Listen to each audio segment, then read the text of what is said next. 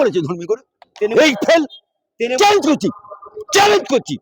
ওই লোকটা তৃণমূলের পা চারটে চারটে চারটে জীব মোটা হয়ে গেছে, তো আর সিদ্দিকী বয়ান দিতে শুরু করে দিল শওকত মোল্লার বিরুদ্ধে।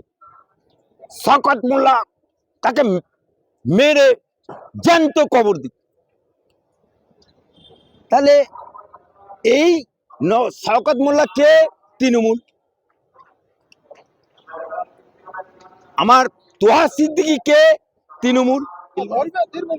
Late me, Trinamool. কেন তৃণমূল বলবো না? আপনি বলে দিচ্ছি, আমি বলে দিচ্ছি কে বলেছে ধর্মী করে?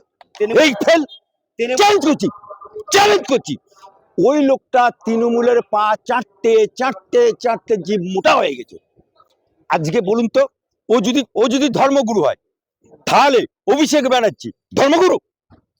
তার ফুরফুরাতে গেল, ও বড় টুপি পড়াতে গেল কেন? গেল কোন সাহসে গেল? আবার সম্মান, কিসের সম্মান? ওকে ওকে একটা চোর, কে চোর? অভিষেক চোর। সেই চোরকে বড় টুপি পড়াতে গেল, তার মানে তৃণমূলের সাথে কানেকশন।